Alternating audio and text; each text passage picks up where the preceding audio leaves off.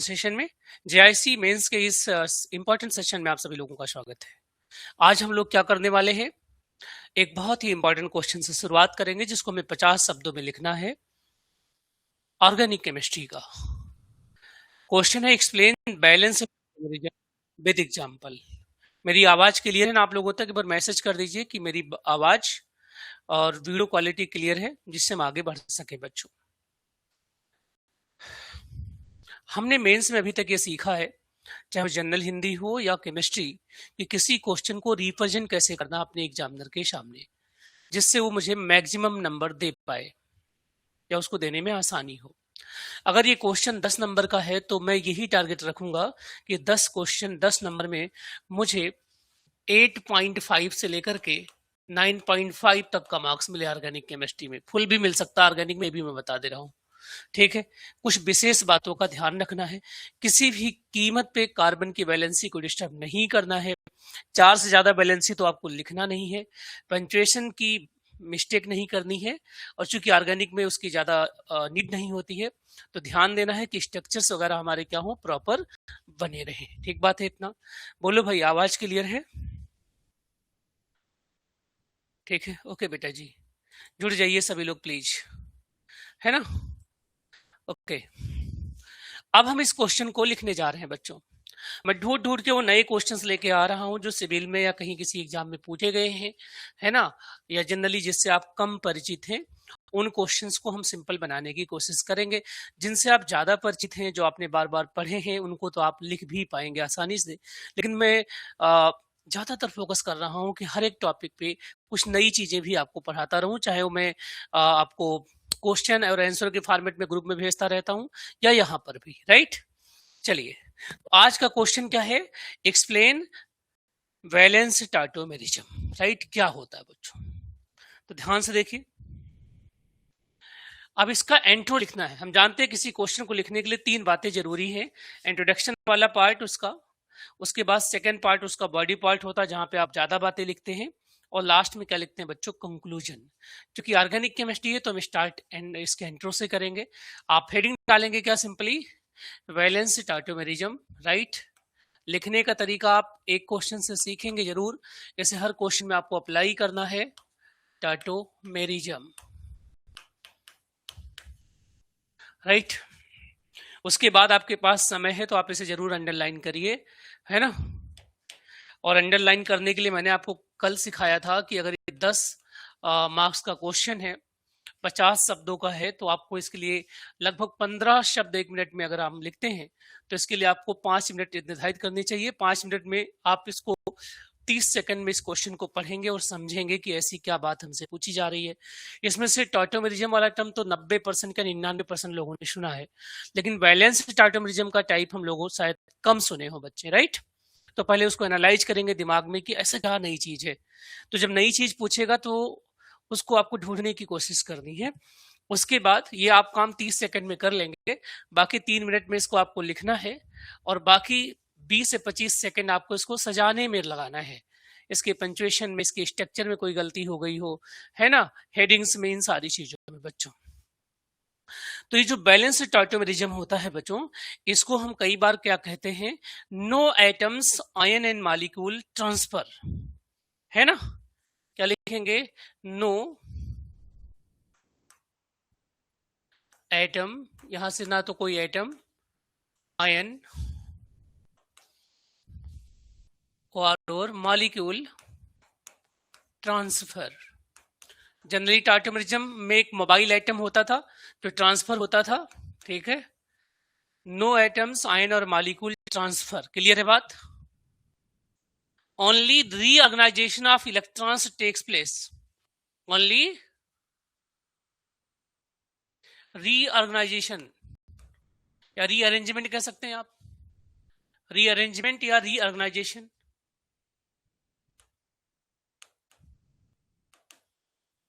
Of electrons takes place, तो electron पे focus करेंगे आप, इलेक्ट्रॉन्स को अंडरलाइन करेंगे, इलेक्ट्रॉन्स टेक्स प्लेस। क्लियर है बच्चों? Called valence tautomerism. ऑर्गेनिक में केवल लिखने से काम तो चलेगा नहीं, आपको इक्वेशन लिखना पड़ेगा, आपको एग्जांपल्स लिखने पड़ेंगे। एक और बात बच्चों, it is also called non prototropic tautomerism. क्या?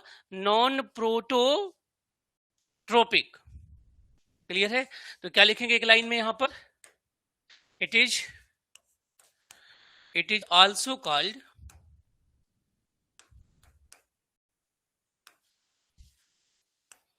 नॉन प्रोटोट्रोपिक, मतलब जिसमें हाइड्रोजन मूव ना कर रहा हो, ठीक है, नॉन प्रोटोट्रोपिक, है ना। टाटोमेरिज्म भी बोल सकते हैं बच्चों इसमें, प्रोटोट्रोपिक टाटोमेरिज्म, राइट। या टाटोमेरिज्म के और भी नाम आप बोल सकते हैं, टाटोमेरिज्म।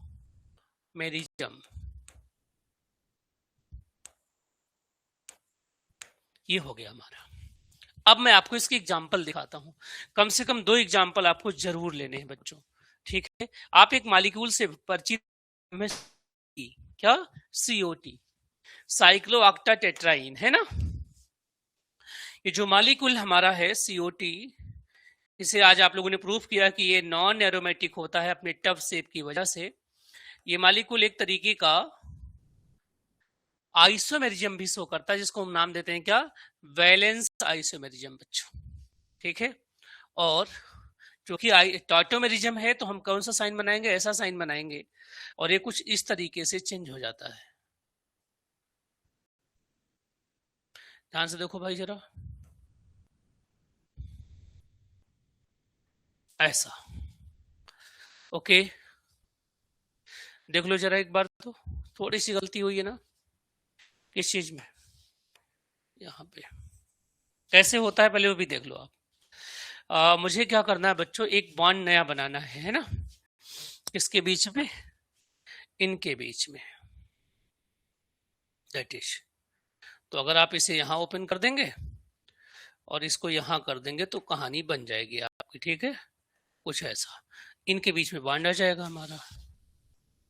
तो ये जो यहाँ पे एटम थे यहाँ तक, इनमें एक नया बॉन्ड आ गया, डबल बॉन्ड टूट के, ठीक है, ऐसा हो गया, और यहाँ बॉन्ड हो गया, दैट इज। पहला एग्जाम्पल ये हो गया आपका। एक और एग्जाम्पल लेते हैं ऐसा ही करके बच्चों। दूसरा एग्जाम्पल क्या हो सकता है हमारे पास? मान लीजिए कि हमारे पास एक मॉलिक्यूल है, ठीक है, कुछ ऐसा ही है वो, बिल्कुल। दूसरा,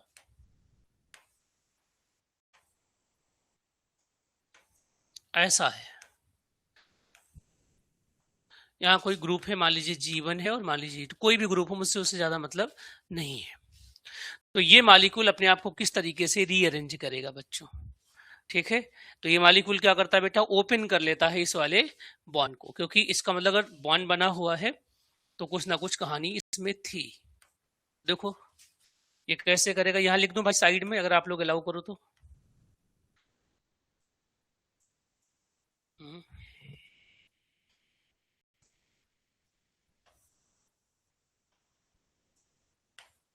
ये ओपन हो जाएगा बच्चों, ठीक है। और जब ये ओपन होगा तो एक बॉन्ड यहाँ पर, एक बॉन्ड यहाँ पर, 3 बॉन्ड आ जाएंगे, और यहाँ G1 रहेगा और यहाँ G2 रहेगा। तो इस तरीके का जो आपके पास आइसोमेरिज्म होता है उसका नाम होता है वैलेंस टाटोमेरिज्म। करना नहीं चाहिए बच्चों, अगर आप ले जाते हो साथ में तो कर सकते हो, ठीक है।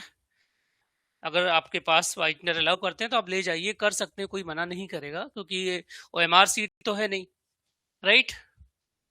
लेकिन ज्यादातर करना नहीं चाहिए कि कोई शक करे कि कोई बीच में कुछ कर रहा है, लेकिन आप कर सकते हो ऐसा। अगर कोई बड़ा मिस्टेक नहीं, छोटा सा मिस्टेक है, एक आध पॉइंट का है, तो आप कर सकते हो बेटा, ठीक है। अभी नहीं कि पूरा पेज ही अगर आप कलर करने लग गए तो दिक्कत हो जाएगी। ठीक बात है इतना? बोलो ये क्वेश्चन क्लियर हो गया भाई? समझ में आ गया है सबको? कमेंट कर दो बच्चों, कमेंट कर दो सभी लोग, अगर आ गया हो तो।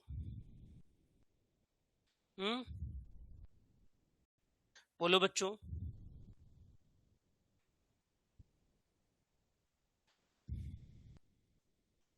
नहीं समझ में आया?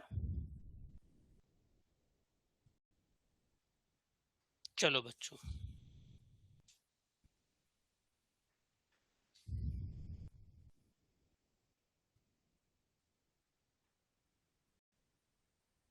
ठीक है, बोलो भाई। ऐसे ही लिखना है जैसे मैं लिख रहा हूं। अगर आप चाहते हैं कि आपको पूरा नंबर मिले, ठीक है, आपके क्वेश्चन गलत ना हो, तो आपको ऐसे ही करना पड़ेगा। हालांकि एप्लीकेशन बेस्ड चीजें भी आ सकती हैं। एक और क्वेश्चन करते हैं बच्चों 50 शब्दों में। Differentiate between configurational and conformational isomers. ठीक है, ये भी लगभग हमें 50 शब्दों में ही लिखना है और 10 नंबर में लिखना है। ठीक है, क्या करें ऐसा कि कहानी में हमें 10 नंबर में से 8 या 9 नंबर मिल जाए। ठीक है, तो हम कुछ ऐसा लिखें कि लोगों से तो अलग दिखे। तो सबसे पहला तरीका क्या है, जब डिफरेंशिएट करने के लिए आए तो आप टेबल जरूर बनाइए। बहुत पुराना यूपीएससी का बड़ा फैंसी तरीका है ना। टेबल बना के लिखते हैं तो ज्यादा इफेक्टिव होता है, आपका टाइम भी बचता है, भी बता रहा हूँ, है ना। तो क्या करेंगे भाई, टेबल बनाएंगे। लेकिन टेबल के साथ अगर जरूरी हो तो आप जगह छोड़ सकते हैं। देखो, टेबल में एक लाइन ऐसी होगी, इसका नाम होता है सीरियल नंबर। ये जरूर बनाइए बच्चों, ये जरूर बनाइए। मत देखिएगा कि आप छोटे बच्चों वाला काम कर रहे हैं। बच्चे बन के ही लिखना है आपको, राइट, जिससे आपकी बातें अट्रैक्टिव। आप टीचर बनने की कोशिश मत करिएगा कि आप टीचर हैं, बिल्कुल भी नहीं। टीचर तो चेक करने वाला है ही। आप सोचोगे ये सब मैं क्यों करूं, है ना। करिए, ये सब चीजें आपके सीरियसनेस को दर्शाता है। जब आप हेडिंग्स डालते हैं, जब आप राइटिंग बनाने की कोशिश करते हैं, इससे पता लगता है कि आप कितने ज्यादा सीरियस हैं। और लोगों को वही आदमी पसंद है जो सीरियस है अपने गोल के प्रति और अपने काम के प्रति। ये बहुत सिंपल सी बात है। ये सब चीजें जो आप अभी लिख रहे, मान लीजिए कि हमारे पास 35 बच्चे क्लास में हैं, 12 बच्चे रोज लिख लिख के क्वेश्चन डाल रहे हैं, बाकी नहीं डाल रहे हैं अगर, तो इसका मतलब वो 12 बच्चे बहुत अटेंटिव हैं। वो चाहते हैं मेरा सिलेक्शन हो जाए कैसे भी करके, राइट। कुछ बच्चे तो 30-30 क्वेश्चन लिख करके डाल रहे हैं, 25-25 पेज डाल रहे हैं, है ना। तो भैया जो रोज 5 क्वेश्चन 10 क्वेश्चन लिख करके डाल रहा है, उसकी बराबरी आप नहीं कर पाएंगे। सिंपल सी बात है, चाहे जीआईसी हो चाहे जीडीसी हो। मैं बार बार कह रहा हूं, लिखना शुरू कर दीजिए। नहीं लिखेंगे मेन से बाहर हो जाएंगे। क्लियर है, सीरियल नंबर। फिर आप क्या डालेंगे, कोई एक टॉपिक इधर, मान लीजिए मैंने डाला कॉन्फ़िगरेशनल है, ठीक है, तो कोई भी आप डाल सकते हैं, लेकिन जो पहले क्वेश्चन में पूछा गया उसी को डालिए, कॉन्फ़िगरेशनल। ठीक है, फिर कन्फर्मेशनल। कन्फर्मेशनल। मैं तो ये भी कहूंगा कि आपके पास 2 पेन होगा, एक ब्लैक और ब्लू, तो एक हेडिंग को, एक कॉलम को ब्लैक से लिखिए और एक को ब्लू से लिखिए। ये भी बहुत इफेक्टिव होता है बच्चों, ठीक है। वेरी गुड, बहुत बढ़िया। चलो, अब पहला डेफिनेशन लिखते हैं, ठीक है, पहला पॉइंट लिखते हैं। हम तो आराम आराम मतलब सिंपल से लैंग्वेज में लिखेंगे, आपको पूरा डिटेल्स में लिखना चाहिए, हो सकता है स्पेस और बना लीजिए आप, ठीक है। तो कॉन्फ़िगरेशनल में क्या होता है भैया, सिग्मा बॉन्ड ब्रेक होता है। क्या होता है, सिग्मा बॉन्ड ब्रेक होता है, ठीक है। तो breaking of sigma bond, sigma bond बेचारा टूट जाता है, ब्रेकिंग ऑफ सिग्मा बॉन्ड। इसमें क्या करेंगे, इसमें फ्री रोटेशन अबाउट, इसमें क्या लिखेंगे आप, फ्री रोटेशन अबाउट, है ना, free rotation about carbon carbon single bond, ठीक है, या सिग्मा बॉन्ड लिख दीजिए सिंपली। लेकिन टेबल से बाहर मत लिखिएगा, आप टेबल को थोड़ा बड़ा बनाइएगा। दूसरा कोई बताए क्या होगा, बॉन्ड तोड़ने के लिए ज्यादा एनर्जी चाहिए, इस पेन को तोड़ने के लिए ज्यादा एनर्जी चाहिए, इस बॉन्ड को, इसको घुमाने के लिए। अरे बोलो भाई, तोड़ना ज्यादा इजी है या घुमाना ज्यादा इजी है। तो ज्यादा एनर्जी बैरियर कहां होगा, कॉन्फ़िगरेशनल में या कन्फर्मेशन में। अरे बोलो बच्चों, द सेकेंड पॉइंट, बॉन्ड को ब्रेक करना है और बॉन्ड को रोटेट करना है, कहां ज्यादा एनर्जी लगेगा। सभी कमेंट करिए प्लीज, सबके कमेंट आने चाहिए, है ना। घुमाना इजी होगा, सिंपल सी बात, इस नाते लोग घुमाते रहते हैं, है ना। चलो, तो क्या होगा, कॉन्फ़िगरेशनल में हाई एनर्जी बैरियर होगी। क्या होगी बेटा, हाई एनर्जी बैरियर होगी। जब भूलो तो आप चीजों को कोरिलेट करिए। हाई एनर्जी बैरियर होगी कहां पर, कॉन्फ़िगरेशनल में। यहां पर क्या होगी, कंपैरेटिवली लो एनर्जी बैरियर होगी बच्चों, लो एनर्जी बैरियर, है ना। अगर मुझे इनका एनर्जी प्रोफाइल डायग्राम बनाना हो तो इसकी एनर्जी बहुत ऊपर सी होगी, इसकी एनर्जी क्या होगी, लो होगी। अरे बोलो, समझ में आ गया? जब आप इसको गाचे ये सब पढ़ेंगे ना, तो आप वहां देखेंगे कि ये चीजें कैसे चेंज हो रही हैं बच्चों। वेरी गुड, ठीक बात है, सब समझ रहे हैं। तीसरा पॉइंट देखेंगे बच्चों, है ना, जो चीज रोटेट हो रही है, बदल जा रही है, अभी है, अभी फिर आ गई, अभी फिर आ गई, अभी फिर आ गई, तो एक सेकंड में हजारों बार रोटेट हो जाएगी वो। तो जब चीजें रोटेट होती हैं तो उनको आइडेंटिफाई करना मुश्किल होता, उनको आइसोलेट करना पॉसिबल नहीं होता है। इन नाते जो आपके पास कन्फर्मेशनल होते हैं बच्चे, they can not be isolated, है ना। सिस और ट्रांस को अलग अलग आइसोलेट किया जा सकता है। तो क्या कर सकते हैं थर्ड पॉइंट में, they can be isolated, they can be isolated, अलग कर सकते हैं, इनको निकाल सकते हैं। बट यहां कहानी क्या है, they can not be isolated, they can't be isolated. अब आते हैं चौथे पॉइंट पे प्यारे बच्चों, है ना। जब कॉन्फ़िगरेशन की बात आएगी बच्चों, तो यहां पर एक्चुअली में इनका नंबर क्या होता है, फिक्स होता है ना। They are fixed in number, भाई 2 4 10 20 50 100 हो सकते हैं, ठीक है, ऐसे तो होंगे।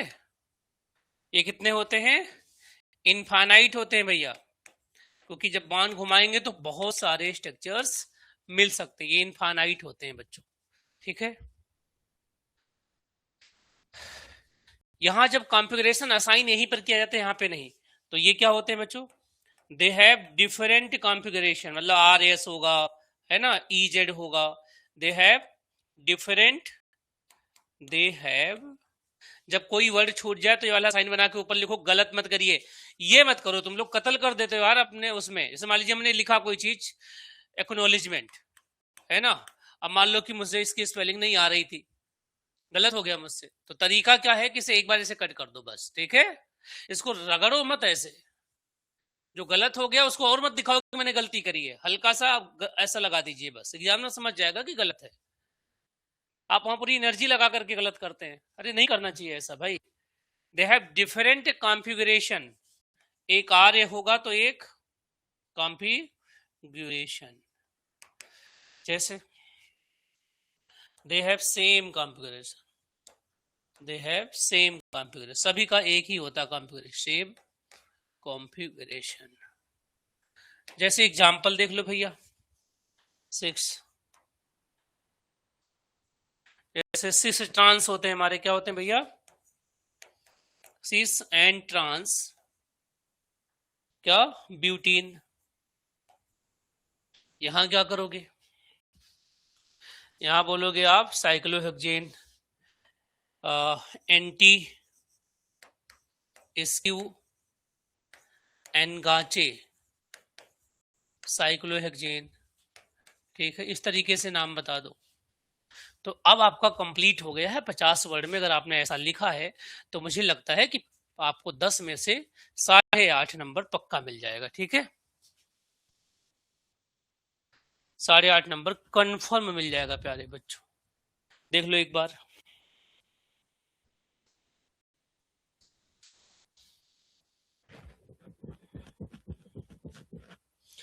ठीक है बच्चों।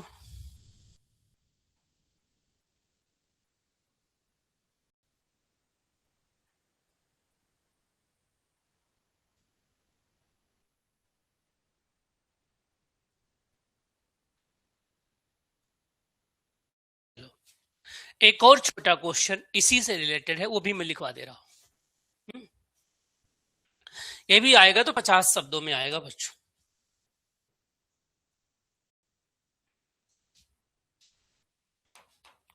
क्वेश्चन क्या है, राइट कमेंट ऑन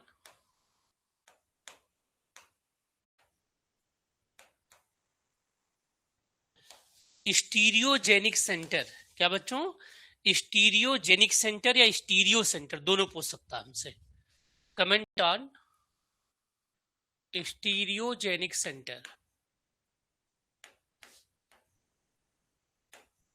या स्टीरियो सेंटर, ठीक बात है। अब ध्यान से देखो बच्चों, मैंने फिर से कहा, जब हम इसको आंसर लिख रहे हैं मेंस में तो हमारी स्ट्रेटजी बिल्कुल अलग होती है। जब हम प्री टाइप के एग्जाम, ऑब्जेक्टिव टाइप के एग्जाम करने होते हैं तो ये सब बहुत आसान है, रियली इससे आसान तो कुछ भी नहीं है, क्योंकि उसमें आइडेंटिफाई करना है हमें, ठीक है। तो अब आंसर बनाना है हम लोगों को इसका मॉडल आंसर, तो 2-3 लाइन तो लिखना पड़ेगा भाई, क्योंकि 50 शब्द भी हम लोगों से पूछा है बच्चों। तो पहले मैं आपको क्लियरिफाई कर दूं, ऐसा कोई एटम आप ढूंढिए, ऐसा कोई कायरल सेंटर हो, ठीक है, या कोई डबल बॉन्ड हो जिसके अबाउट अगर दो एटम्स हैं, आपस में दो ग्रुप्स हैं, उनको कट करके एक दूसरे से चेंज कर दिया जाए तो कोई दूसरी चीज मिल जाए, तो हम क्या कहेंगे, atom at which interchange between two substituents generate a new stereo isomer. ठीक है, क्या लिखेंगे बेटा, एटम, ठीक है, eight which if B interchange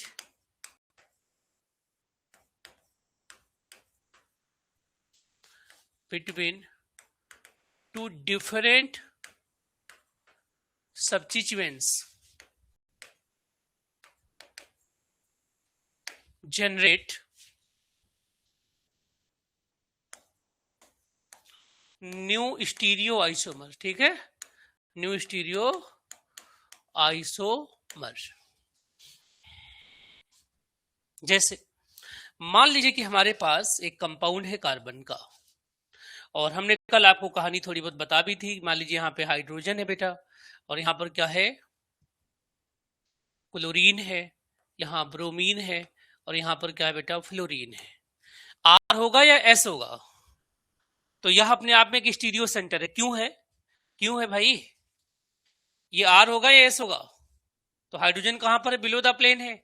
numbering में यहां से कर लूंगा जी, 1 2 3 1 2 3, कैसा चल रहा है, क्लॉकवाइज, बिलो द प्लेन है, तो ये आर है, क्या है, आर है।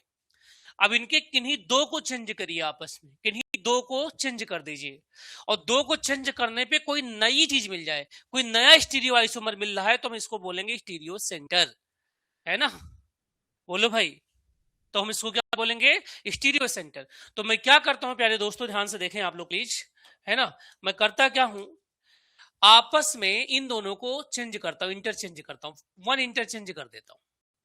किसी दो को कर सकते हैं, मैं अपने पसंद के हिसाब से इसको दो को करता हूं, जिससे मेरा काम थोड़ा सा बच जाए, इसको नहीं चेंज कर रहा हूं।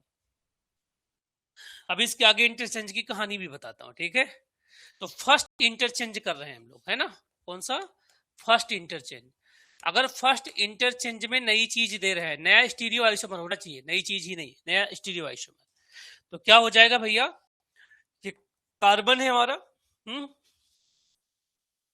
मैंने इसको ऐसे ही रहने दिया, इसको जानबूझ के मैंने चेंज नहीं किया। आप कर सकते हैं, आप चाहो तो चारों में से किसी दो को पकड़िए, अपनी मर्जी से कर दीजिए, ठीक है भैया। आपको फील भी आ गया होगी, सर ने ऐसा क्यों नहीं करा, राइट। ये ब्रोमीन हो गया, ये 1 है, ये 2 है, ये 3 है। अब क्या होगा, 1 2 3 कैसा चल रहा है, एंटी क्लॉकवाइज, और ये हॉरिजॉन्टल कहां पर है, ये हाइड्रोजन कहां है, बिलो द प्लेन अभी भी है, तो कैसा हो गया ये आपका हो गया एस। तो आर से क्या बन गया, एस। इसका मतलब ये जो कार्बन आपके पास है ना, ये क्या है बेटा, कायरल भी है और स्टीरियोजेनिक भी है। कैसा है, कायरल भी है एंड स्टीरियोजेनिक भी है, स्टीरियोजेनिक भी है। लेकिन अब मैं दूसरा केस आपको दिखाता हूं, ठीक है। आपकी क्वेश्चन की मैक्सिमम डिमांड पूरी हो गई है, लेकिन अभी भी ये क्वेश्चन पूरा नहीं हुआ है बच्चों, ठीक है।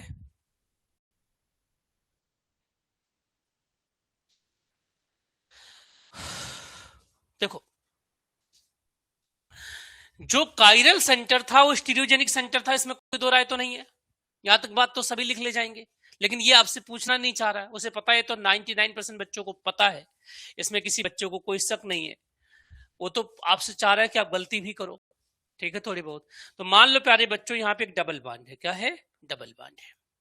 और डबल बॉन्ड के अबाउट यहां पर ए है और यहां पर क्या है, बी है ना, ए और बी है, यहां पर भी ए और बी है। अगर मैं यहां पे इंटरचेंज कर दूं, ये आपका सिस है कि नहीं, जरा बताओ, ये सिस है। तो अगर मैं इस बी को यहां ले आऊं और ए को यहां लेके आ जाऊं, इंटरचेंज कर दूं, तो ऐसा करने मात्र से, ठीक है, ऐसा करने मात्र से क्या हो जाएगा हमारा, ये ए तो यहीं रहेगा और बी यहां हो जाएगा और बी यहां आएगा और ए यहां आएगा। तो ये जो सिस था ये क्या हो गया, ट्रांस। सिस भी एक तरीके का स्टीरियो आइसोमर ही तो है, क्योंकि स्टीरियो आइसोमर का एग्जांपल तो ज्योमेट्रिकल भी है, ऑप्टिकल भी है और कन्फर्मेशन भी है, राइट। तो जो डबल बॉन्ड हमारा है ये भी क्या है, डबल बॉन्ड में दो स्टीरियो सेंटर होते हैं बच्चों, ये भी और ये भी, ये दोनों स्टीरियोजेनिक सेंटर हैं। यानी डबल बॉन्ड कायरल तो नहीं है, ज्योमेट्रिकल आइसोमर्स कायरल नहीं है, लेकिन है क्या, स्टीरियोजेनिक सेंटर हैं। यानी all chiral centres are stereogenic centre, but all stereogenic centre are not chiral. अरे बोलो, all chiral centres are stereogenic centre but all stereogenic centre are not chiral. ये बात आपको लिखते ही और दो एग्जांपल देते ही आपके क्वेश्चन में जो नंबर है 10 का 10 मिल जाएगा बच्चों। समझ में आया, क्लियर है नहीं? तो एक लाइन यहां पे लिखेंगे ना कंक्लूजन में। अब कंक्लूजन में क्या आ गया मेरा, यही आएगा, ये कंक्लूजन का पॉइंट है, चाहे स्टार डाल के लिखिए, क्या लिखेंगे, all chiral centre are stereogenic, stereogenic या स्टीरियो सेंटर कह सकते हैं प्यारे बच्चों, ठीक है, stereo centre. But vice versa is not true, but vice versa is not true. अरे बोलो भाई, ये क्वेश्चन हो गया 50 शब्द में लगभग आपका पूरा, स्ट्रक्चर्स भी बन गए। किसको किसको नहीं समझ में आया भाई, कमेंट कर दो सारे लोग। अब अपना कीमती टाइम जब लोग सब सो रहे हैं तब आप यहाँ बिता रहे हैं, और ये आपके कमिटमेंट के लेवल को बता रहा है कि आप ये सारी चीजें आप पढ़े हुए हैं लेकिन आप लिखना सीखना चाह रहे हैं।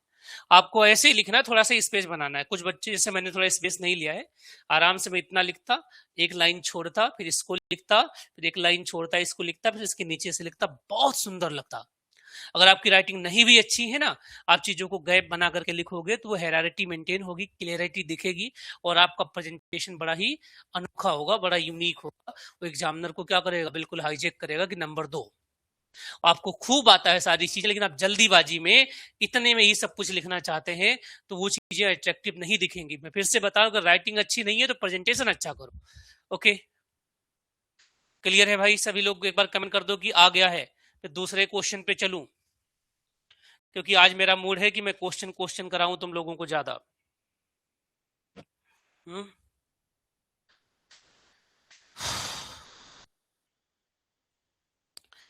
बोलो बच्चों,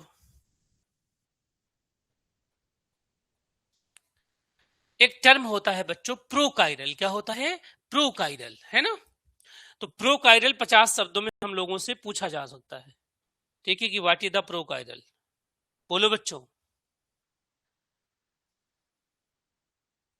व्हाट इज प्रोकाइरल। तो अगला क्वेश्चन 50 शब्द में फिर से है दूसरा हमारा। आज 50 वर्ड के ही क्वेश्चन में लेके आया हूं मैक्सिमम, ठीक है। 50 शब्दों का एक और क्वेश्चन है बच्चों, व्हाट इज प्रोकाइरल। ये वो टॉपिक्स है जहां से क्वेश्चन पक्का बनेगा, बता रहा हूं, है ना। क्वेश्चन क्या है, व्हाट इज प्रोकाइरल। अब एग्जाम्पल नहीं भी दे रहा तो एग्जाम्पल तो देना पड़ेगा, ऑर्गेनिक है, राइट। कितने में लिख पूछ रहा हमसे, 50 वर्ड में लिख रहा है। और मैंने आपको एक बार बताया था, ठीक है, कि इस एग्जाम को क्लियर करने की अपनी एक रणनीति है, उस रणनीति पे ही हमें काम करना है, ठीक है। शुरू में मैंने बताया था, एक बार दोबारा से बता रहा हूं क्योंकि कुछ बच्चे उस टाइम ना रहे हो, है ना, क्योंकि सारे लेक्चर तो यूट्यूब पे डालता नहीं मैं।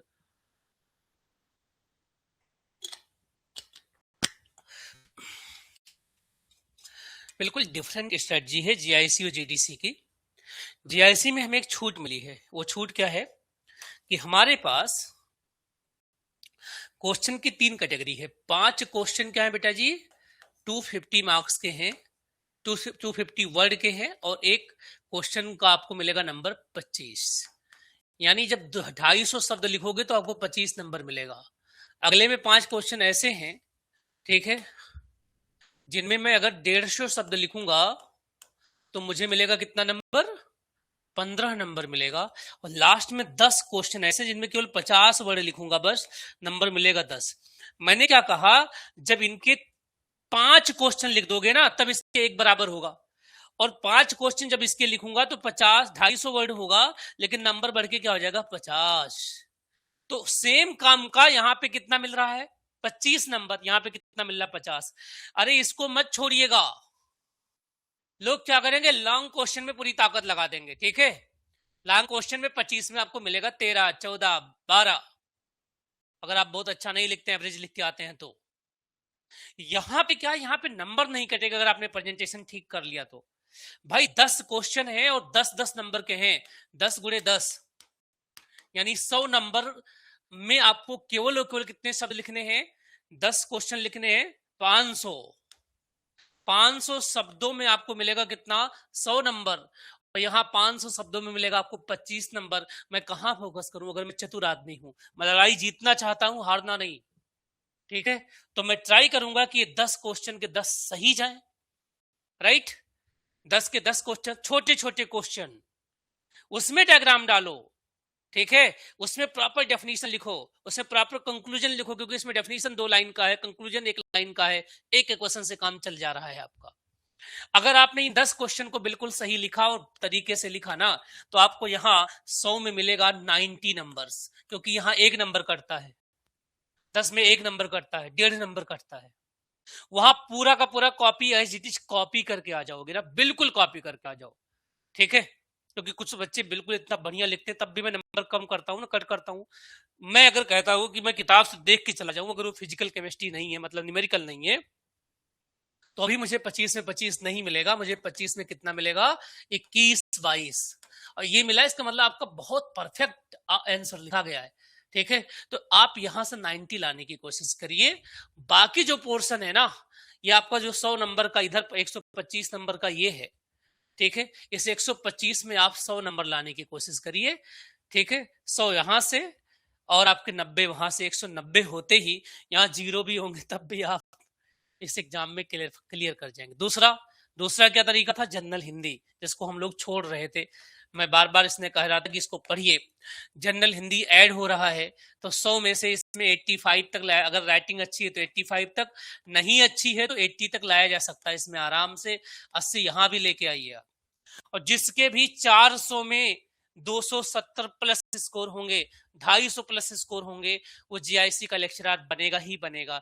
यही मेंस का पैटर्न है। मेंस में जो 65% 60% प्लस लेके आ जाता है, वो 100% सेलेक्ट हो जाता है, क्योंकि 90% बच्चे 40% भी नहीं ला पाएंगे, या तो अपनी राइटिंग स्ट्रेटजी की वजह से, या इस दम्भ में कि मुझे तो सब आता है जी, मैंने तो पढ़ा है, या कुछ इस चक्कर में होंगे कि मुझे तो एनसीईआरटी आएगी। नहीं आएगी भाई, केवल एनसीईआरटी, एनसीईआरटी में ये सब चीजें नहीं लिखी हुई हैं जो हम लोग अभी पढ़ रहे हैं।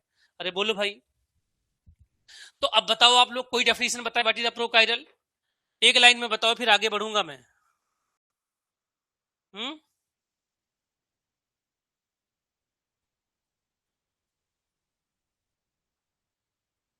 बोलो बच्चों।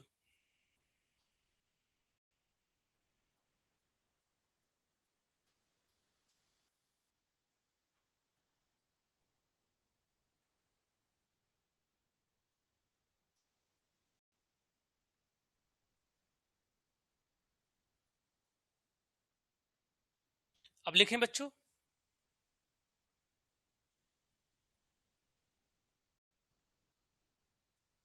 प्रो का मतलब क्या होता है, प्रो का मतलब होता है फ्यूचर। क्या, फ्यूचर। सुनो दोस्तों, प्रो का मतलब क्या होता है, फ्यूचर।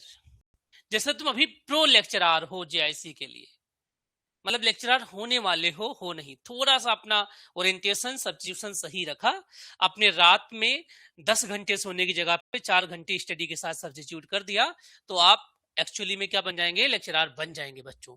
तो पहले मैं इसको वर्ड में नहीं लिखता हूं, पहले मैं आपको समझाता हूं थोड़ा सा, ठीक है। जब समझा दूंगा तो आप वर्ड पहले ही बता पाओगे बच्चों। मान लीजिए कि मेरे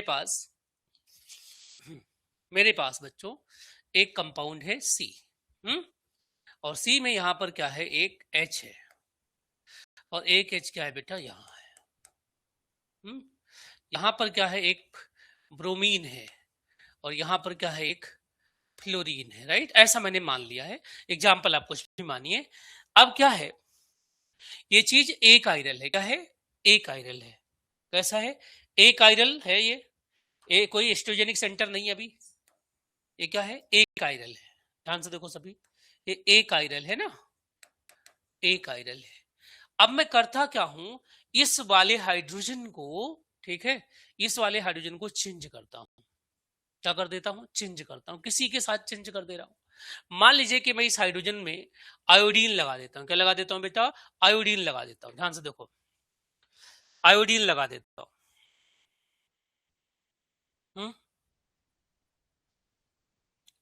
अगर मैं इस हाइड्रोजन को रिप्लेस करता हूं बाई आयोडीन, हाइड्रोजन को माइनस करता हूं और आयोडीन को इन कर देता हूं, तो जो मिलेगा उसके बारे में आप जरा बताइए, कमेंट करिएगा सभी लोग, सबके कमेंट में पढ़ता हूं। और मुझे चाहिए रैंक भाई आप लोगों से, ठीक है, चाहे मुझे इसके लिए रात रात भर पढ़ाना पड़े, कोई दिक्कत नहीं है।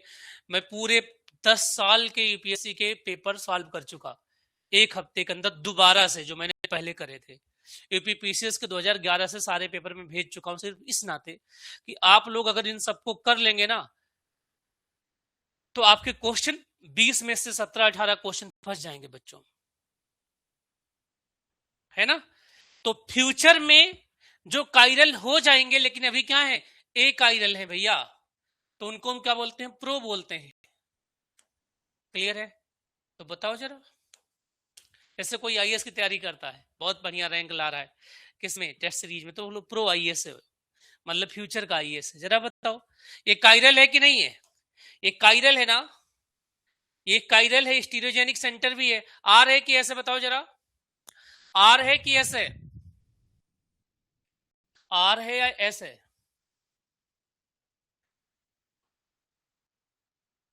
आर है या एस।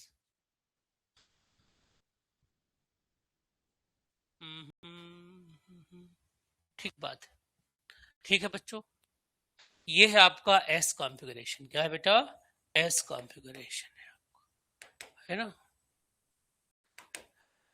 1 2 3, 1 2 3 एंटी क्लॉकवाइज है, तो एस हो गया, इसका नाम हो जाएगा प्रो एस। क्या नाम होगा बेटा, प्रो एस। यानी ऐसा कोई भी मॉलिक्यूल जिसमें कार्बन sp3 हाइब्रिडाइज है और उसके चारों ग्रुप डिफरेंट नहीं है, कोई दो ग्रुप सेम है, तो अगर मैं उन दो सेम में से किसी एक को रिप्लेस कर दूं किसी एक ग्रुप के साथ, रिप्लेस करते ही वह कायरल सेंटर में कन्वर्ट हो जाए, राइट, तो हम ऐसे सेंटर को प्रोकायरल कहते हैं। और जो आपका कायरल सेंटर बना है, अगर उसका कॉन्फ़िगरेशन एस आ जाए तो उसको प्रो एस बोलेंगे, आर आ जाए तो उसको हम प्रो आर बोलेंगे। अरे बोलो भाई, प्रो एस और प्रो आर क्लियर है। फिर से सुनो बच्चों, ऐसा कोई हमारे पास टेट्राहेड्रल स्पीशीज कार्बन वाली, जिसमें सेंट्रल एटम कार्बन है, जिसमें 3 ग्रुप तो सेम डिफरेंट होते हैं, लेकिन या कोई 2 ग्रुप आपस में सेम होते हैं, उन दोनों में से किसी एक एटम को किसी दूसरे एटम से रिप्लेस करने पर अगर वह स्टीरियोजेनिक सेंटर में कन्वर्ट हो जाता है, यानी एक कायरल सेंटर में बन जाता है, पहले कायरल नहीं बन जाएगा फ्यूचर में, जब ऐसा होगा तो उसको हम प्रो कायरल बनेंगे बोलेंगे। और अगर उस एटम के रिप्लेस होने से जो आपका कायरल बनेगा उसका कॉन्फ़िगरेशन एस आता है, तो उसका नाम हो जाएगा प्रो एस। अरे बोलो भाई, नहीं क्लियर हो रही बात मेरी, प्रो एस हो जाएगा बच्चों, प्रो एस हो जाएगा, ठीक बात है इतना। अगर मैं यहां पे एच को क्लोरीन से रिप्लेस करता बच्चों, किससे, क्लोरीन से रिप्लेस करता, तो कहानी कैसी होती, बोलो भाई। अगर मैं यही सेम काम किसके साथ करता बच्चों, यही सेम हाइड्रोजन क्या कर देता मैं, रिप्लेस विद प्लस Cl कर देता बच्चों, तो ये क्या बन जाता, ये बन जाता सी बी आर, है ना, और यहां हो जाता क्या, Cl, हाइड्रोजन, फ्लोरीन। अब ये 1 2 3 कैसा होता, 1 2 3 एंटी क्लॉकवाइज ना, सॉरी एक क्लॉकवाइज, क्लॉकवाइज तो आर हो जाता। अब इसका नाम क्या बन जाता, प्रो आर, क्या, प्रो आर बन जाता। नहीं समझ में आया, pro S or pro are.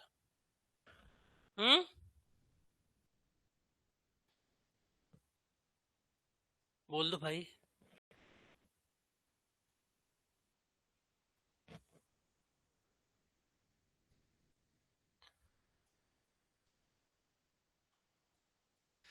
चलो बच्चों, ऐसा सेम अचीवमेंट हम लोग दोस्तों कहां पा सकते हैं, जब हमें कोई कार्बोनिल कंपाउंड मिले, ठीक है, एल्डिहाइड कीटोन्स मिल जाए, क्या मिल जाए, एल्डिहाइड कीटोन में भी अगर हमें मिले ऐसा कुछ, ठीक है, तो भी हमें कुछ ऐसा अचीवमेंट मिल सकता है। जैसे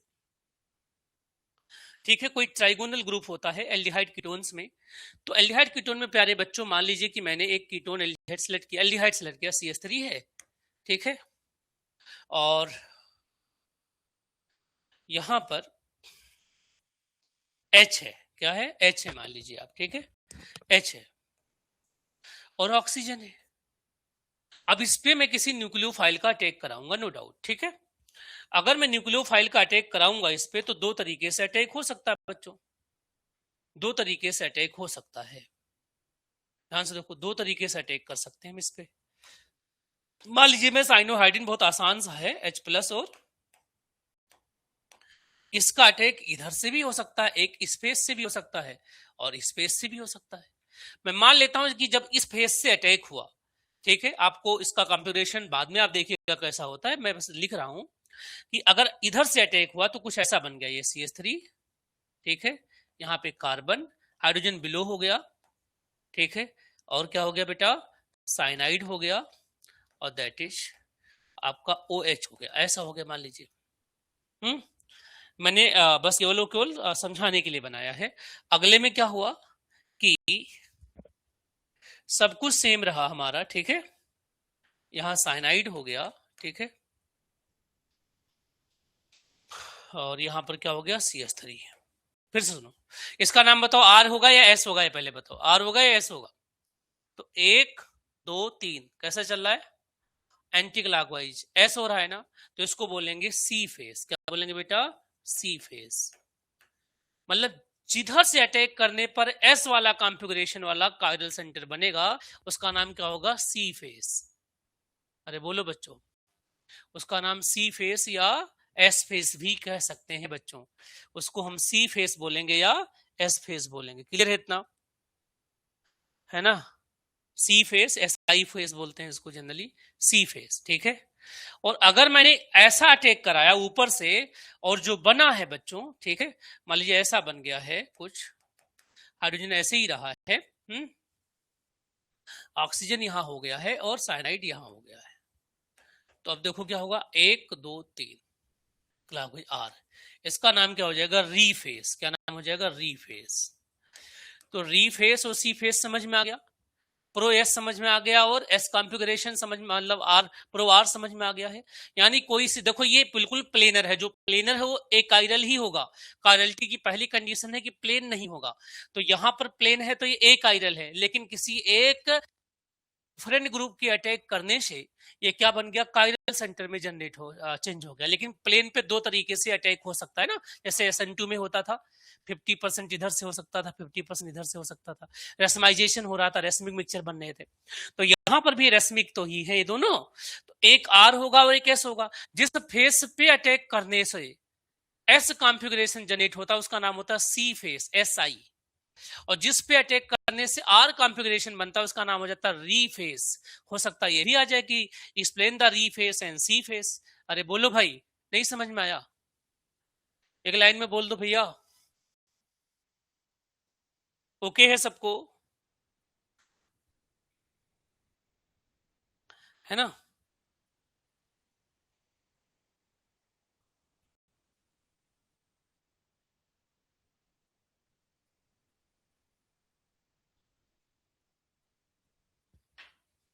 तो क्या लिखेंगे, when any A chiral molecule changes into chiral molecule by single substitution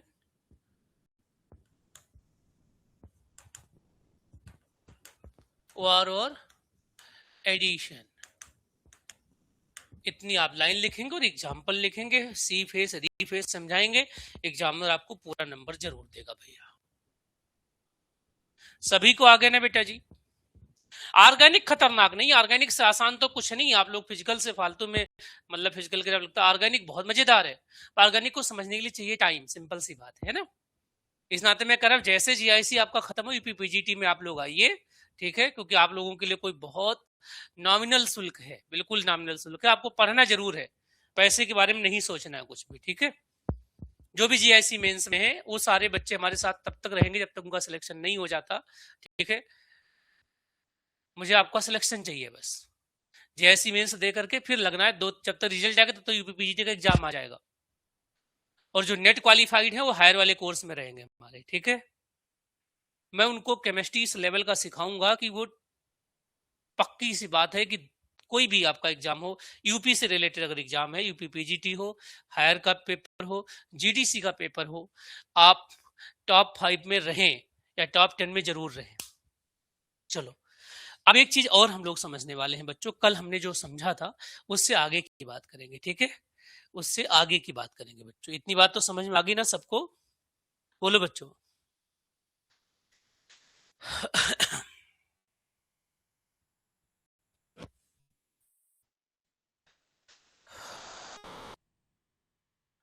बोलो बच्चों।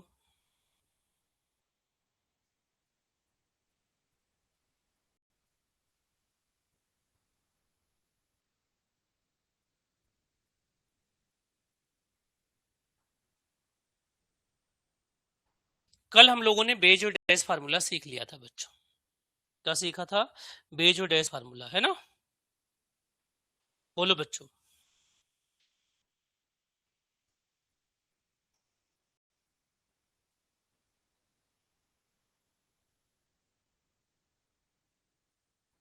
उससे आगे की बात करेंगे हम लोग आज।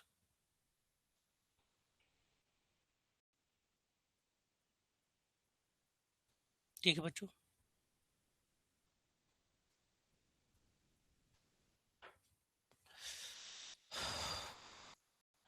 चलो बच्चों, एक चीज मैंने आपको कल बताया था कि अगर एक बार इंटरचेंज हो रहा है बच्चों, ठीक है, एक सिंगल इंटरचेंज हो रहा हो किसमें, बेज और डैश में, तो मॉलिक्यूल चेंज हो जाता है बच्चों। एक सिंगल रोटेशन करोगे तो कहानी चेंज हो जाएगी, लेकिन जब दो बार इंटरचेंज करोगे तो सिमिलर चीजें मिलेंगी, है ना।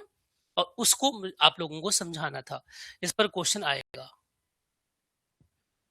आवाज चली गई? हाँ हाँ हाँ हाँ, जो कल बता रहा था वही, उसके आगे की बात करते।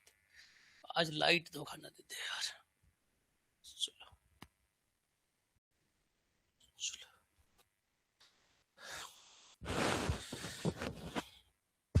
15 अगस्त को भी हम शाम में क्लास 2-3 रख लेंगे, ठीक है। 15 अगस्त को जो हमारा टाइम होगा, जब आप वहां से झंडा वंडा फहरा के आ जाएंगे तो हम उस दिन क्लास 2 से क्या 3 क्लास ले लेंगे, ठीक है, 15 अगस्त को, क्योंकि हम चाह रहे हैं कि जल्दी से।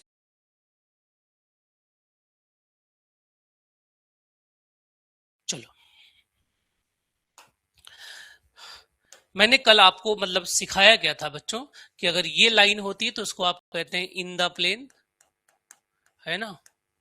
अगर ये वाली लाइन होती है तो उसको आप बोलते हैं अबव द प्लेन, और ये वाली लाइन जब होती है तो उसको क्या बोलते हैं आप, बिलो द प्लेन, ठीक है।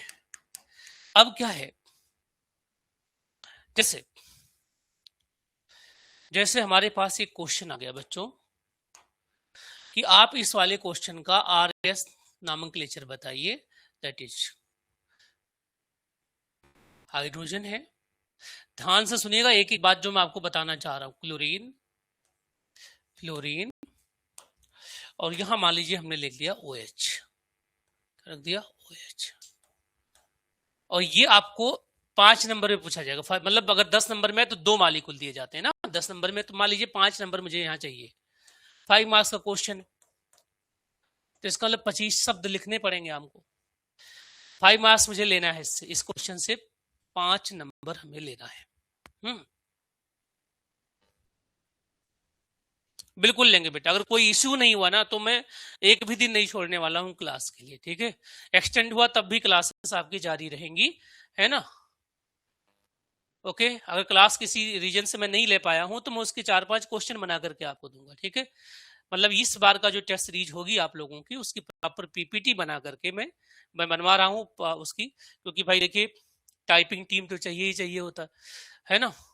तो अब मैंने उनसे बात कर ली है, आपको प्रॉपर जितने भी एक फुल लेंथ टेस्ट आपका जो हुआ है उसके क्वेश्चन रहेंगे और उसको हम डिस्कस करेंगे। आपने लिखा बहुत सुंदर है, नो डाउट, कुछ बच्चों ने तो परफेक्शन के साथ लिखा है, फिर भी मैं उसको भी कराऊंगा एक सेशन, हर एक फुल लेंथ टेस्ट का यहाँ पे लाइव सेशन होगा।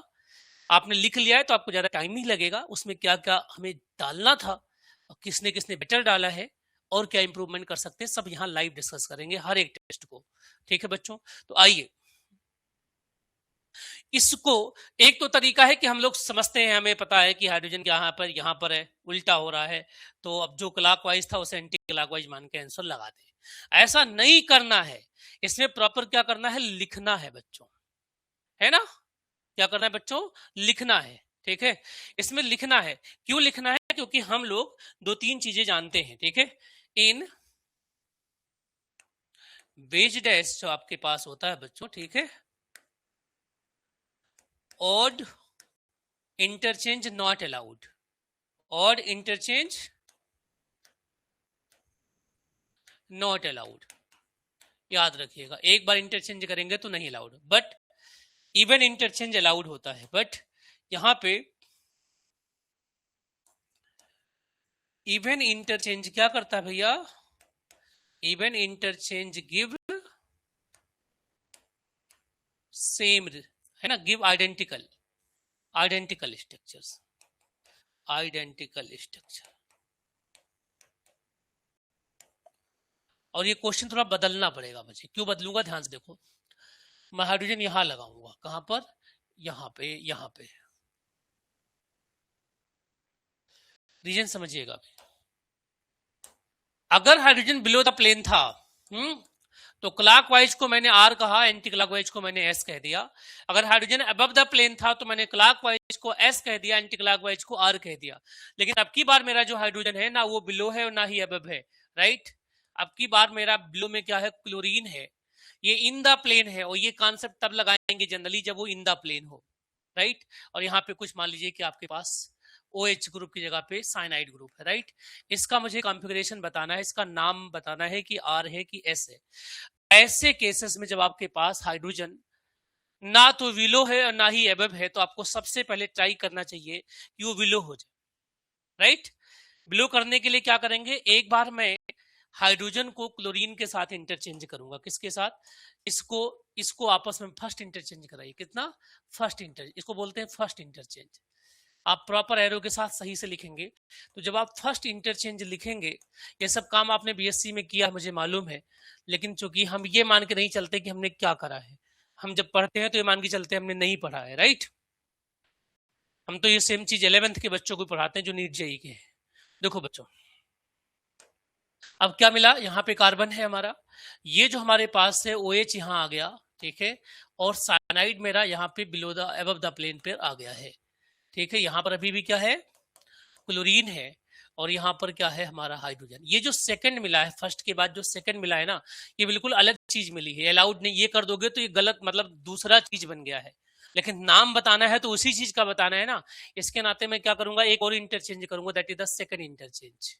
क्या करूंगा बेटा, सेकंड इंटरचेंज करूंगा, है ना।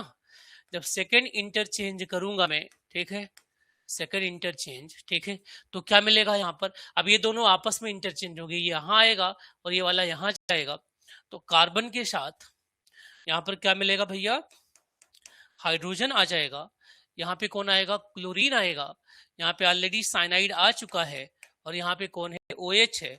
अब आप इसकी नंबरिंग करिए और नाम बताइए फटाफट। तो आप कहेंगे सर अब हम बता सकते हैं, क्यों, क्योंकि फर्स्ट और थर्ड क्या है, सेम है, फर्स्ट और थर्ड क्या है, सेम है, ये अलाउड है और ये फॉरबिडन है, यानी फर्स्ट और थर्ड क्या है, एक जैसे हैं, एक ही है, आइडेंटिकल है, तो जो इसका नाम होगा वही इसका नाम माना जाएगा, लेकिन फर्स्ट और सेकंड अलग अलग कंपाउंड है, ठीक है, ये इसका इनांसियोमर हो सकता है, तो उनकी प्रॉपर्टीज अलग होती हैं। तो अब क्या करोगे आप, इसका नंबरिंग कैसे करोगे, Cl को दोगे 1, ऑक्सीजन को दोगे 2, इसको दोगे 3 और ये अपने आप 4 ले लेगा, है ना।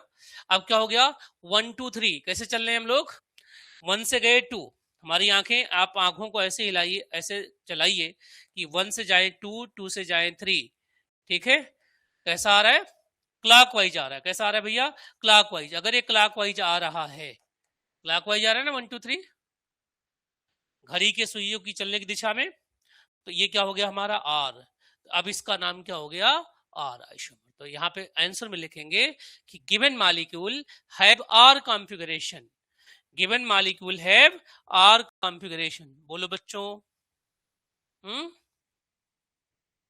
नहीं समझ में आया,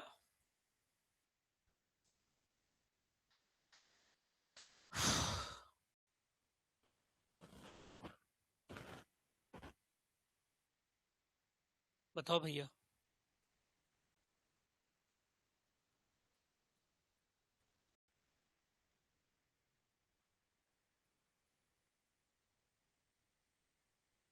इतना समझ में आ गया है।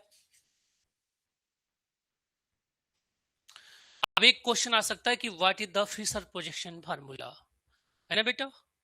फिशर, इमिल फिशर का नाम सुना है, स्टीरियोकेमिस्ट्री के एक तरीके से फादर के रूप में जाने जाते हैं, इमिल फिशर और लुईस पास्चर, ठीक है, इन दोनों को स्टीरियोकेमिस्ट्री का एक तरीके से पिलर माना जाता है, इन दोनों का बहुत बड़ा काम है, ठीक है।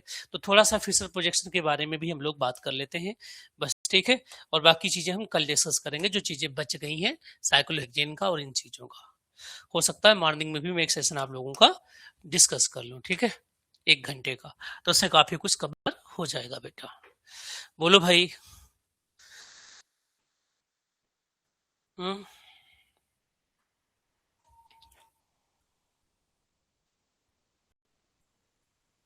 है ना। तो फिशर प्रोजेक्शन हेडिंग है क्या, फिशर प्रोजेक्शन 50 शब्दों में ही आएगा, भी बता रहा हूं, है ना, FISCHER, Fischer projection formula. Comment के लिए आ सकता है इस पे, इसका यूज बहुत सारा है, नो डाउट, हो सकता है इस पे कमेंट पूछ ले केमिस्ट्री का कोई मास्टर हमसे, ठीक है। अब क्या लिखोगे बताओ, इसका डेफिनेशन क्या लिखोगे, it is a 2-dimensional representation used to show 3-dimensional stereochemistry of chiral molecule, है ना, ठीक है। ये क्या है, it is a 2-dimensional representation, क्या लिखोगे लैंग्वेज में भैया, it is a 2-dimensional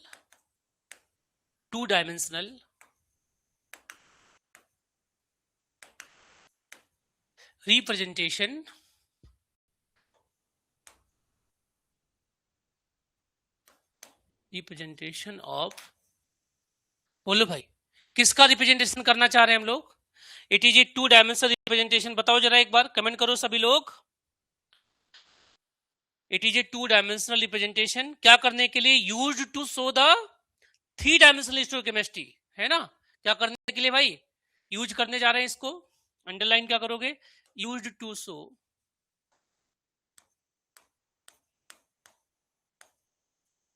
3-dimensional, क्या 3-dimensional स्टीरियोकेमिस्ट्री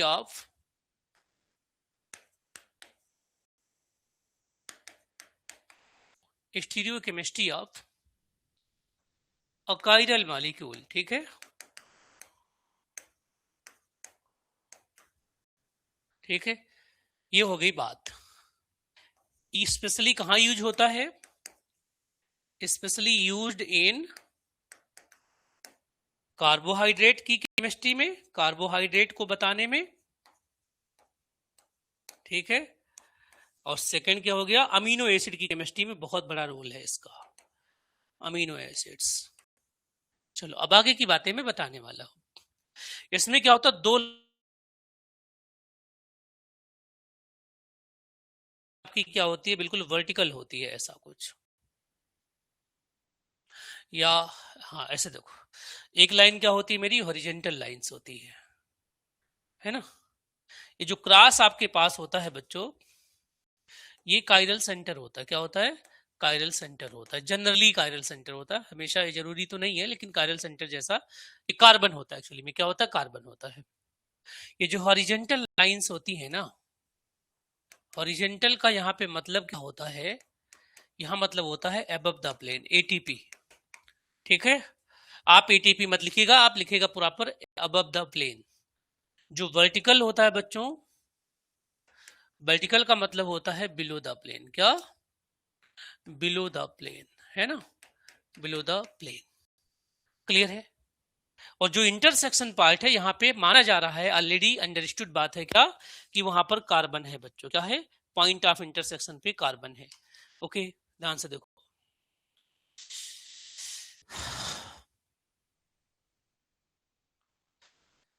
है ना। हेलो, क्या कमेंट करा भाई, पढ़ लो एक बार। वेरी गुड, बहुत बढ़िया, बहुत बढ़िया। बस एक बार जब यहाँ किए रहोगे ना, तो एग्जाम में चीजें याद हो जाएंगी। ठीक है, बाकी आप लोगों को पता तो सारा कुछ है, कुछ चीजें मुझसे ज्यादा बेटर आप जानते हैं। देखो मान लीजिए यहाँ कार्बन है, तो देखो क्या होगा भैया,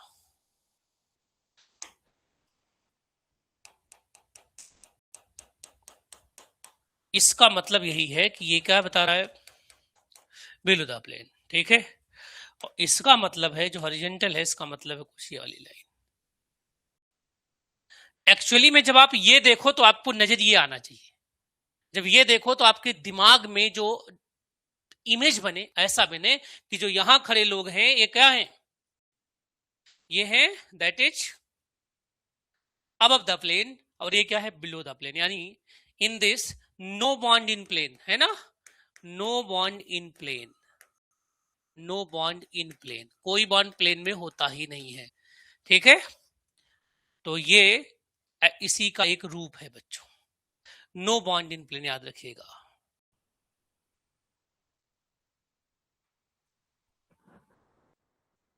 ठीक है बच्चों, एक और लाइन, अगर आपने कोई ऐसे मालिक्यूल का जिसमें 2 या 2 से अधिक कार्बन है, ठीक है, फिशर प्रोजेक्शन फार्मूला आपने लिखा, ठीक है, तो आप यहाँ पे लिखोगे कि वर्टिकल लाइंस डायरेक्ट करता है away from the observer, horizontal क्या बताता है, इंटरसेक्शन क्या बताता है ना बच्चों। अब इसकी कुछ प्रॉपर्टी भी लिख लेते हैं बच्चों। पहला प्रॉपर्टी यही है, यहाँ पर सबसे इंपॉर्टेंट क्या है बच्चों, है ना, सबसे इंपॉर्टेंट है Fischer projection represent an eclipse conformations. क्या लिखता है, सबसे इंपॉर्टेंट बात क्या लिखोगे बच्चों, पहला पॉइंट, जो फिशर प्रोजेक्शन होता है ऑलवेज रिप्रेजेंट इक्लिप्स कन्फर्मेशन। ठीक है, तो जब भी कोई कन्वर्ट करो तो पहले उसे इक्लिप्स बना लो, तब इसमें लेके आओ, है ना बेटा। और देखो, पहली बात तो ये होगी कैरेक्टर्स में। दूसरी इसकी इंपॉर्टेंट बात क्या है बच्चों, जब आप इसको बनाओगे, है ना, क्या है बच्चों, ध्यान से देखिएगा, सबसे इंपॉर्टेंट चीज क्या है, जो मोस्ट ऑक्सीडाइजिंग कार्बन होता है वही टॉप पर होता है। ठीक है, most oxidising group, most oxidising group क्या होता है बच्चों, एट टॉप होता है। ठीक है, इन वर्टिकल साइज। एक और इंपॉर्टेंट बात, इसको घुमाओगे कैसे बच्चों, है ना, इसका इंटरचेंज क्या होता है बच्चों, तो ध्यान से देखो आप, अगर हम सब्स्टिट्यूएंट्स को इंटरचेंज करते हैं इसमें, ठीक है, तो अभी मैंने आपको बताया है, अगर मैं सब्स्टिट्यूएंट्स को इंटरचेंज करता हूं तो ऑड इंटरचेंज अलाउड नहीं है। ठीक है, ऑड इंटरचेंज अलाउड का मतलब दूसरी चीज दे रहा है, इंटरचेंज नॉट अलाउड। ठीक है, नॉट अलाउड। लेकिन जब इवन इंटरचेंज आप करेंगे बच्चों, इवन इंटरचेंज जब आप करोगे तो क्या हो जाएगा, ये अलाउड होगा, ये क्या होगा, अलाउड होगा। ऐसे सब्स्टिट्यूएंट्स को जब रोटेट करेंगे, क्या करेंगे, रोटेशन ऑफ सब्स्टिट्यूएंट्स बच्चों, रोटेशन ऑफ सब्स्टिट्यूएंट्स, ठीक है, सिंगल बॉन्ड के। जब रोटेशन करेंगे तब ध्यान से देखो, अब रोटेशन करते टाइम सबसे पहले आपको किस एंगल से रोटेशन करना वो देखना है बच्चों। अगर 120 या 180 डिग्री करते हो इन द प्लेन, ठीक है, 120 या 180, 120 डिग्री या 180 डिग्री इन द प्लेन, कहा बेटा, इन द प्लेन, तो ये अलाउड है, ये क्या है, अलाउड है, मतलब सिमिलर कॉन्फ़िगरेशन देगा, ठीक है। लेकिन अगर आपने 60 या 90 डिग्री कर लिया, ठीक है ना, 60 डिग्री 90 डिग्री है, 180 डिग्री भी आउट ऑफ प्लेन, तो अलाउड नहीं है, ठीक है। तो याद रखिएगा 60 डिग्री 90 डिग्री या 180 डिग्री कहां करोगे बेटा, आउट ऑफ प्लेन। अभी मैं सिखा भी दूंगा एग्जांपल लेकर के बीच बीच में जब आएगा, तो ये नॉट अलाउड होगा, नॉट अलाउड होगा। जैसे एक और एग्जांपल मैं आपको बताता हूं, जैसे हम लोग पढ़ते हैं बच्चों कि जितने भी अमीनो एसिड होते हैं, all naturally occurring amino acid क्या होते हैं, ऑल नेचुरली, है ना, अकरिंग अमीनो एसिड। मैंने क्या कहा था अभी किसी बच्चे को कि आप जो भी ऑर्गेनिक में पढ़ रहे हो उसे फिजिकल में एग्जांपल बना लो। जैसे सवातियस एंडरसन को एडजॉर्सन, हेट्रोजीनियस कैटालिसिस के एडजॉर्सन का एग्जांपल बना लो, वहां ऑर्गेनिक तैयार हो गया, वहां पे एडजॉर्सन तैयार हो गया। एडजॉर्सन पूछे तब भी इसको आप लिखो, और ऑर्गेनिक पूछे तब आप उसको लिखो, तो एक ही क्वेश्चन से दो क्वेश्चन तैयार होंगे जिनका कोई रिलेशन ही नहीं समझ पा रहा था, ठीक है। जैसे मैंने क्या कहा, जब पोलर सॉल्वेंट का, जब इससे मान लीजिए कभी आपसे केमिकल काइनेटिक्स में सेकंड ऑर्डर का एग्जांपल पूछे, ठीक है, किसका, सेकंड ऑर्डर, तो आप E2 भी लिखिए, SN2 भी लिखिए, अरे बोलो, है ना, ऑर्डर RDS में देखेंगे आप। फर्स्ट ऑर्डर का एग्जांपल आपसे पूछता है तो ऐसे जनरली फर्स्ट ऑर्डर में तो आप रेडियो एक्टिविटी लिखते ही लिखते हैं बच्चों। अगर फर्स्ट मॉलिक्यूलरिटी का एग्जांपल पूछता है तो SN1 को SN को डालिए, सेकंड मॉलिक्यूलरिटी है तो SN2 डालिए, E1 E2, तो इनके एग्जाम्पल को वहां ट्रीट करिए आप, तो क्या होगा, पढ़ोगे एक जगह लिखोगे दो जगह, तो आपका काम लगभग 50% कम हो जाएगा, ठीक है। देखो उधर अमीनो एसिड्स और क्या होते हैं भाई, नेचुरली अकरिंग जो अमीनो एसिड्स होते हैं बच्चों, L होते हैं, L अमीनो एसिड होते हैं, है ना, L अमीनो एसिड होते हैं, और इनका जो एंड देयर रेफरेंस यूनिट होती है बच्चों, रेफरेंस यूनिट होती है, उसका नाम है सेरीन, ठीक है। इसके अलावा R होते हैं या S होते हैं ये बताना होता, तो जैसे मान लीजिए मैं एक लिख रहा हूं बच्चों, मान लीजिए हमारे पास एक है COOH, NH2 को हमेशा आपको यहीं लिखना है, लेफ्ट साइड में लिखना है, हाइड्रोजन यहां हो जाएगा। अब मान लीजिए हमने कहा कि हमारे पास यहां पर है CH2OH, कुछ ऐसा है, इसका मुझे चाहिए RS, क्या चाहिए बेटा, RS, तो क्या हो जाएगा जी, नंबर 1 पे आएंगे ये, नहीं नहीं नहीं, नंबर 1 पे कौन आएगा, amino, that is the 1, that is the 2, that is the 3, that is the 4, क्या हो जाएगा। तो जब आप यहां नॉमेनक्लेचर करते हैं बच्चों, तो 1 2 3 कर रहे हैं, क्लॉकवाइज चल रहा है, लेकिन हाइड्रोजन हॉरिजॉन्टल पे है, तो क्लॉकवाइज का क्या हो जाएगा, S हो जाएगा, 1 2 3, यानी कि सारे अमीनो एसिड क्या है बेटा, S अमीनो एसिड है, क्या बेटा, S अमीनो एसिड है, ठीक है, एक को छोड़ करके। प्रोलीन पढ़ते ना, प्रोलीन और ऑक्सीप्रोलीन, ठीक है। चलो भाई, एक क्वेश्चन है इसके बाद, वो क्वेश्चन आपका लगभग 5 नंबर का है, यूपीपीसीएस का है, वो लास्ट क्वेश्चन है हमारा। क्वेश्चन क्या दिया हुआ है, इसे कंप्लीट करना है, CH3 CH2 CH triple bond CH, ठीक है, ये है। देखिए थोड़ा सा कुछ बच्चों के फोन आ रहे थे कि सर आपकी फीस बहुत महंगी है, मैं फीस सस्ती कर दूंगा नो डाउट्स, लेकिन बच्चे तो आए, पहली बात तो है, जब बच्चे लिमिटेड होते हैं, आप बताओ मेंस में आप ज्यादा बच्चे नहीं ले सकते, ठीक है, 50 बच्चों से ज्यादा की कॉपी आप एक आदमी सही से नहीं चेक कर सकता, ये नहीं कि मैं 300 बच्चे ले लूं अपने ग्रुप में और उनकी एनालिसिस भी ना कर पाऊं, तो क्या फायदा। आपने मुझे कॉपी भेजी, मैं 3 दिन तक उसे चेक नहीं कर पा रहा हूँ। क्यों? क्योंकि मेरे पास 500 बच्चे हो गए, तो मैं तो रिजल्ट दे ही नहीं पाऊंगा ना। इस नाते हमें लिमिटेड बच्चे भी रखना है। ये दोनों में है, पीजीटी में इसमें भी, कि आपके पास मिनिमम बहुत ज्यादा 50 बच्चे हों बस। तो जब आप लिमिटेड बच्चे लोगे तो आपको फीस थोड़ी सी ठीक रखनी पड़ेगी, जिससे आपकी एक पेज का प्रिंटिंग का 50 रुपए मांग रहा है, मतलब उसका टाइपिंग का, तो वो सब निकालने के लिए हमें थोड़ी सी फीस रखनी पड़ती है, और कोई दिक्कत नहीं है। नहीं, मैं 500 रुपए का बैच चला देता, आपके 1500 2000 बच्चे इसमें हो जाते, आपको कुल मॉडल आंसर दे देता, तो आप में क्या इंप्रूवमेंट लेके आता? मैं कुछ नहीं ला पाता। वो तो आपको गूगल पे पड़ा हुआ है, हर जगह पड़ा हुआ है आंसर सबके, आप भी ढूंढ सकते हैं, कर सकते हैं, उसमें मेरा कोई रोल नहीं है।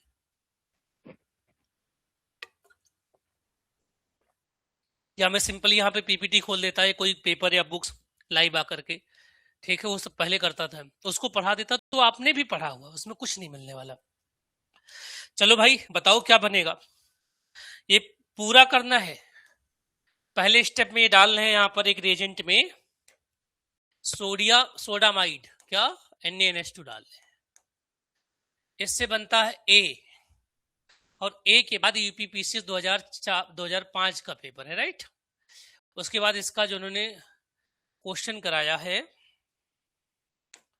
वो है C2H5, Br से रिएक्शन कराया, मिला है B। What is B? ये आ गए कि जो B बनेगा उसका आईपीएसी नेम लिखिए, तो right the IUPAC name of B, है ना। इसका मुझे क्या चाहिए? आईपैक नेम चाहिए।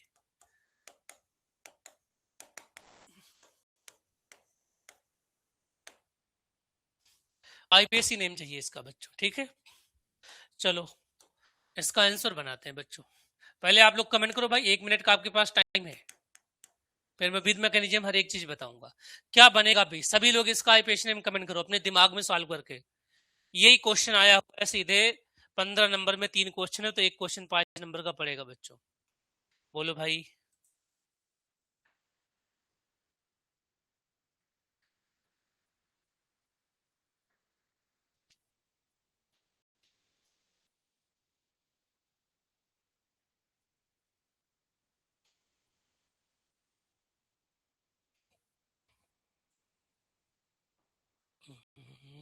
भाई करो ना। चलो चलो, मान लो कि हम लोग ब्लैंक हैं बच्चों, मान लो ये क्वेश्चन आया, मुझे नहीं आ रहा, एग्जाम में मुझे ये क्वेश्चन नहीं पल्ले पड़ रहा, लेकिन करना तो है ना। जब करना है तो हाथ पांव तो मारना पड़ेगा। आप कैसे हाथ पांव मारे भैया?